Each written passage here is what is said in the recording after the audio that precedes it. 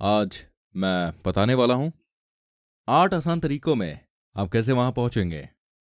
सफलता पाने के लिए सबसे पहले आपको एक लक्ष्य निर्धारित करना होगा।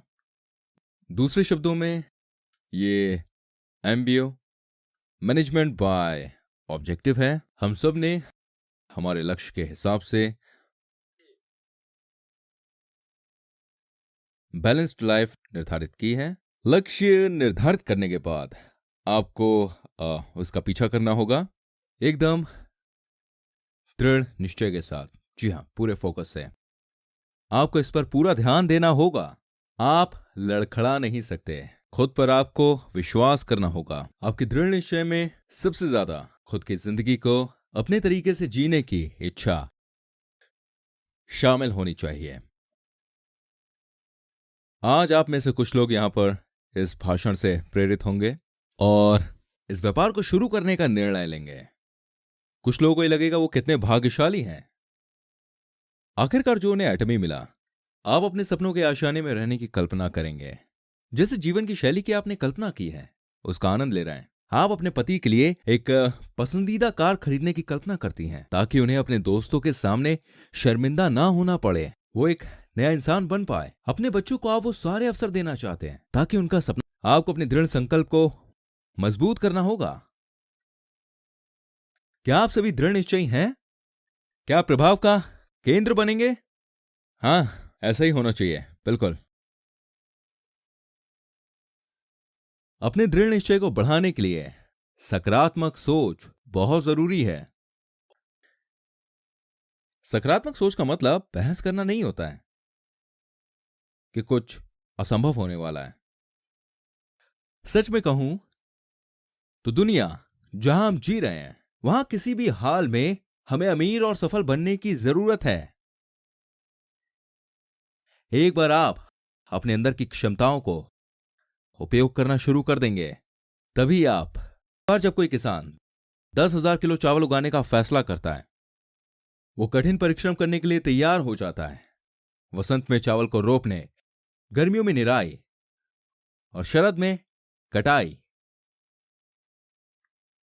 क्या वो ये सब झेलने के लिए तैयार है? बिल्कुल तैयार है।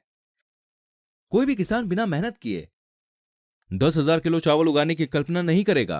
वो उम्मीद नहीं करेगा कि 10,000 किलो चावल उसके पास आ जाए।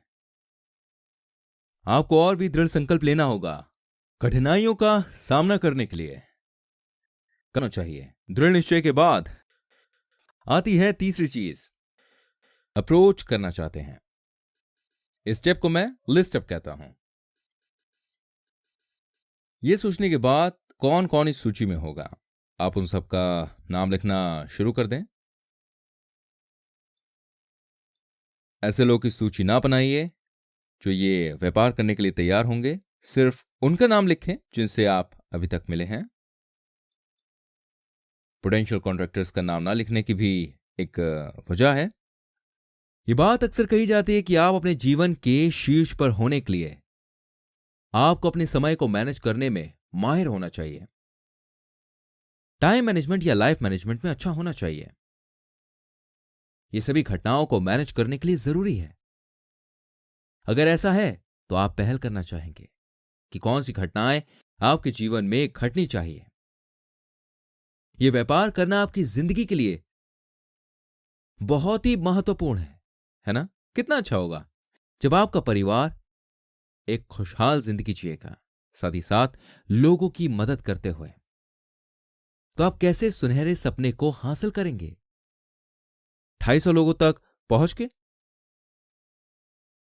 आप उन्हें जो बता रहे हैं, आप क्या कर रहे हैं, तो अपने आप में ही एक घटना है ये करने के लिए। कुछ लोग 3 महीने में 250 लोगों को एडवाइस करते हैं। दूसरी ओर कुछ लोग दिन में 10 लोगों को बताते हैं।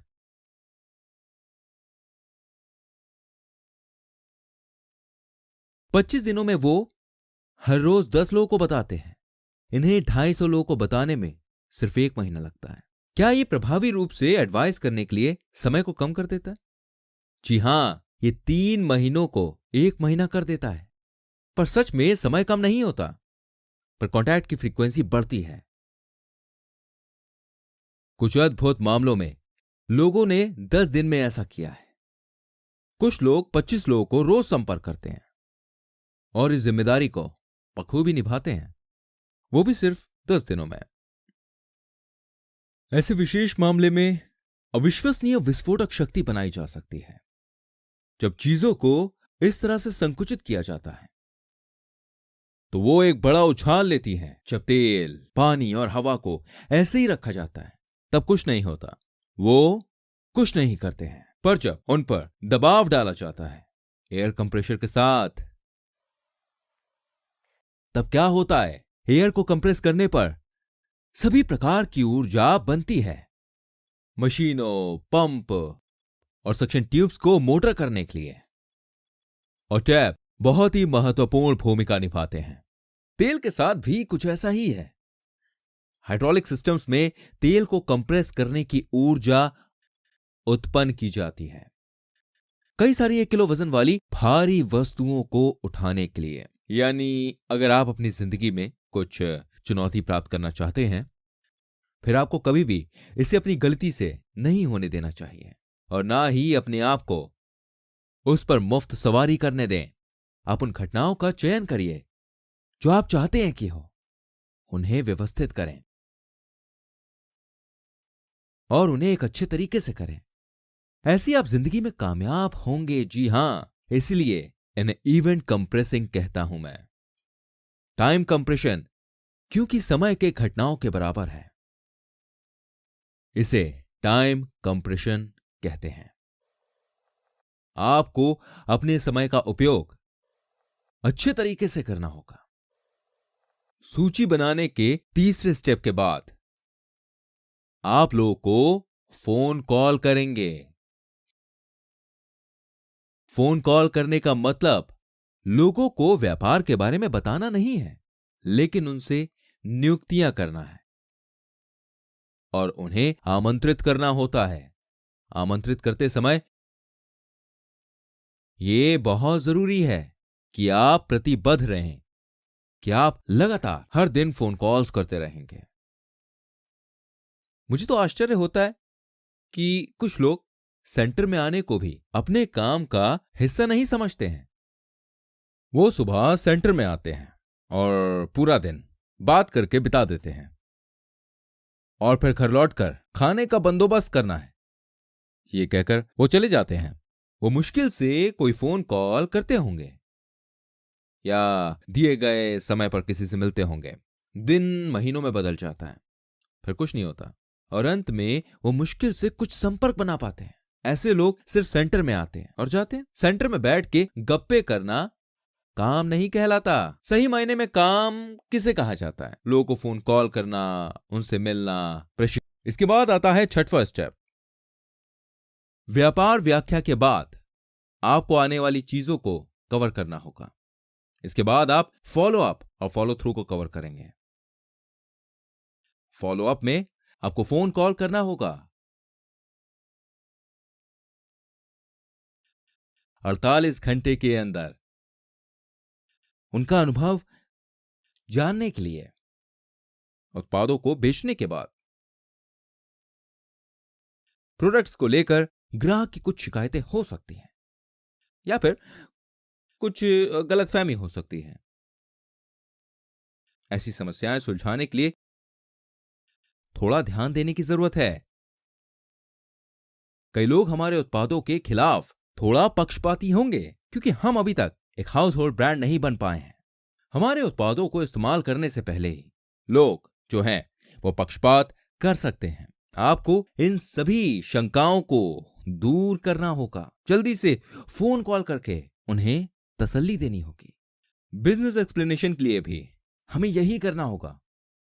कोई व्यक्ति बतौर सदस्य योगदान करता है तो फिर आप ये सोचकर उत्साहित हो जाते हैं कि आप बहुत बड़ी डाउनलाइन बनाएंगे। फिर वही व्यक्ति आपको 1 हफ्ते तक कॉल नहीं करता, फिर आप कॉल करेंगे। वो बोलेगी मैंने अपने पति को इस व्यापार के बारे में बताया और वो बहुत गुस्सा हो गए। माफ करना, मैं आप लोगों के साथ शामिल नहीं हो सकती। इसलिए किसी चीज को एक हफ्ते तक ऐसे नहीं छोड़ना चाहिए, क्योंकि बाद में इन्हें संभालना मुश्किल हो जाता है। लेकिन फिर फॉलो थ्रू क्या है?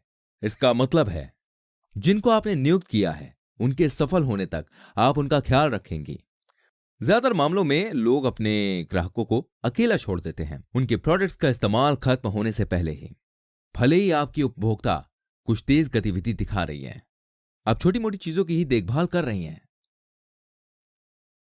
उनमें रुचि दिखाकर, इसलिए आपका व्यापार वास्तव में बंद हो रहा है। आपको बड़ी या छोटी चीजों के बारे में सोचना नहीं चाहिए और अपने से ज्यादा अपने साथी की सफलता के बारे में सोचना चाहिए। आपको समझना होगा उनकी सफलता आपसे ज्यादा महत्वपूर्ण है। सारांश में, अगर आप किसी को नियुक्त कर रहे हैं फिर आपको उनका ख्याल रखना चाहिए, सफल होने तक उनका साथ देना चाहिए। अगला स्टेप है 7वां, काउंसलिंग। आपको काउंसलिंग करनी होगी। काउंसलिंग के साथ कुछ ऐसा है कि आप तभी काउंसलिंग करते हैं जब कोई मुश्किल आती है। मैं उन समस्याओं के बारे में विस्तार में बताऊंगा जो इस व्यापार के दौरान आप झेलने वाले हैं। पहले, कुछ लोग कहेंगे कि वो किसी को नहीं जानते हैं। ये एक आम बात है ना?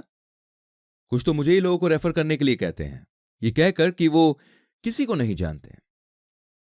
ये लोग इसलिए कहते हैं कि वो किसी को नहीं जानते क्योंकि उनके पास लोगों की सूची नहीं है। ये सूची भविष्य के कॉन्ट्रैक्टर्स की नहीं है, बल्कि आपकी जान पहचान वालों की है। आप कम से कम 250 लोगों को तो जानते ही होंगे। आप ऐसे लोग की काउंसिल करें जो कहते हैं वो किसी को नहीं जानते। उससे ये सारे सवाल पूछें।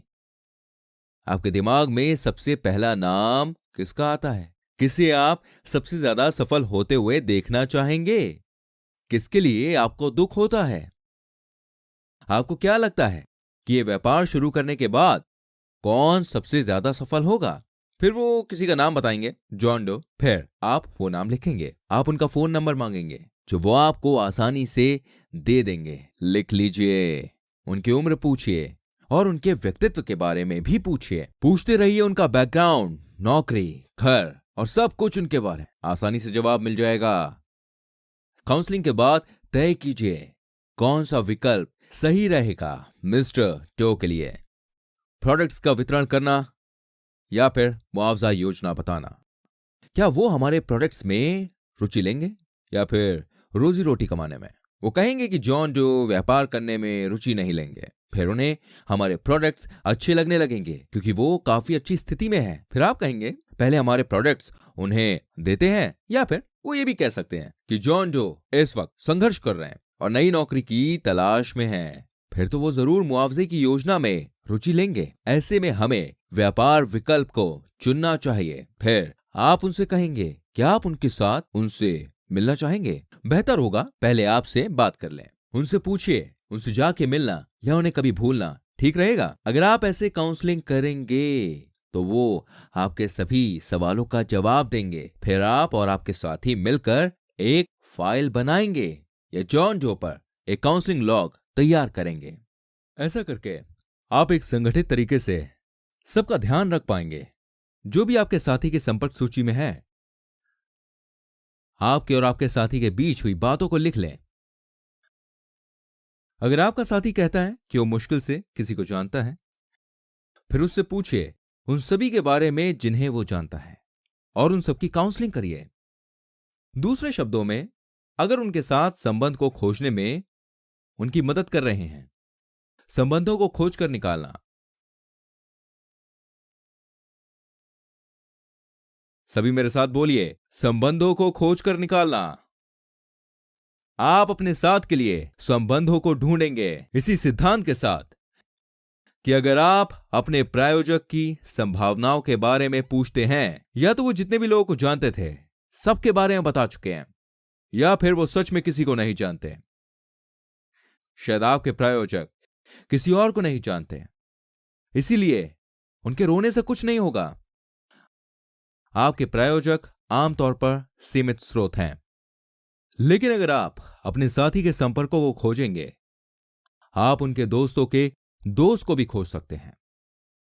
उनके पास के लोगों में भी ढूंढें और ऐसे ही ढूंढते रहें तब तक जब तक आप एक नोटबुक नहीं भर लेते। आप अपने साथी को यह भी सिखा सकते हैं कैसे अपने संबंधों का ख्याल रखें। ऐसे ही आप ज्यादा से ज्यादा लोगों को ढूंढ पाएंगे।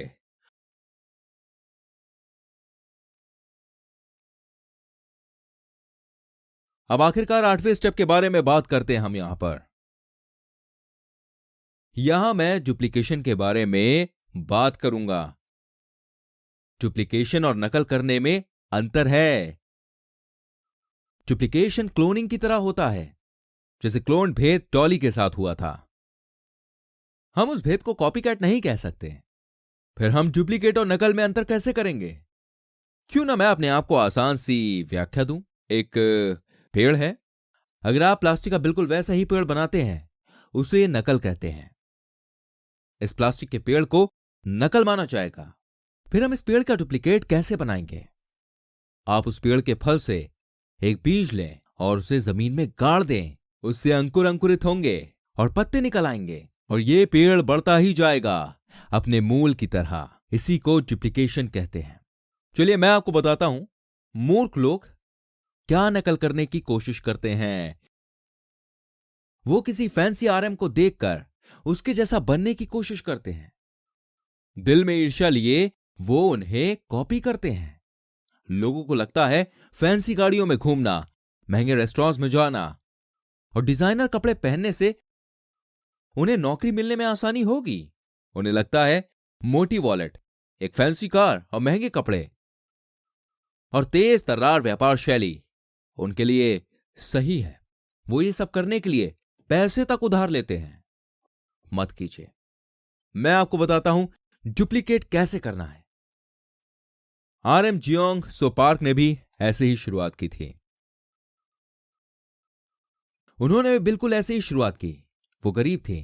उन्होंने मेहनत करके व्यापार को बढ़ाया और अपने नेटवर्क को भी। हमारे अच्छे मार्जिन रेशियो के बारे में याद दिलाकर मैंने उसे उत्साहित किया। मैंने उसे देखा है बाहर निकलकर मेहनत करते हुए, जहां उसके साथी जीएम और एसआरएम तक पहुंच गए। वही वो एएसएम पर अटकी है, पर वो बेचने में काफी सफल रही। अपनी महारत बनाए रखने के लिए और धीरे धीरे सीढ़ियां चढ़ती गई। वो चुपचाप 1.5 साल तक कड़ी मेहनत करती गई। एक दिन मैंने उसके व्यापार करने के भोलेपन को लेकर चिढ़ाया, यह कहकर कि जो भी मैंने कहा था उसने सब कुछ सच मान लिया।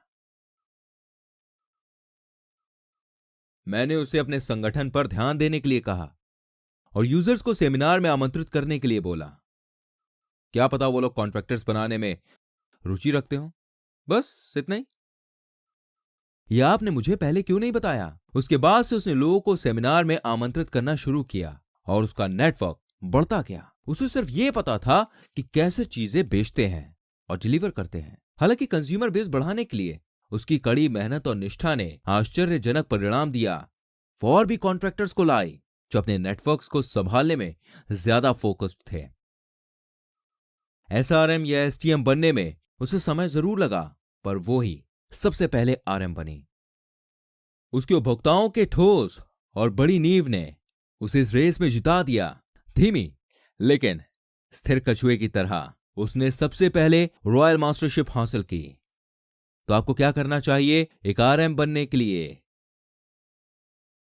आपको अधिक उपभोक्ताओं को आकर्षित करने और अधिक बिक्री करने पर काम करना चाहिए और यह सोचना चाहिए कि आप अपनी जान पहचान के सभी लोगों को कंज्यूमर बनाएंगे। ज्यादा से ज्यादा कंज्यूमर बनाने पर ध्यान दीजिए। फिर आपको एहसास होगा एक कॉन्ट्रैक्टर्स बनाने से ज्यादा 100 कंज्यूमर बनाना आसान है। कॉन्ट्रैक्टर्स अपनी सूची से अभिभूत हो सकते हैं, जबकि कंज्यूमर तुरंत कोई चीज फिर से खरीदते हैं अपनी जरूरत की चीजें खत्म होने पर। सोचिए, अपने दांत ब्रश ना करना, हर कोई रोज ब्रश करता है। ऐसे ही 100 लोग आपसे खरीदेंगे। आपकी बात चारों ओर जल्द ही फैलती है ताकि आप उस संख्या तक पहुंच पाएं। जो टूथपेस्ट खरीदने वाले पहले असंबंधित लग रहे थे, पता है डुप्लीकेशन से मेरा मतलब आपको नकल करने की सलाह देना नहीं था। इस सफल लोगों की तरह बनने के लिए बोला भी नहीं था, बल्कि 3 साल पहले उन्होंने जितनी मेहनत की वही मेहनत कीजिए, उनके नक्शे कदम पर चलिए। डुप्लीकेशन से मेरा यही मतलब था।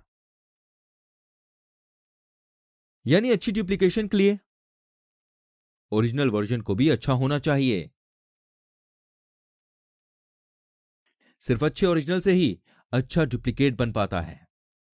अगर आपको कभी लगे कि मेरा साथी मेरे जैसा नहीं है, फिर सच में कुछ तो गलत है।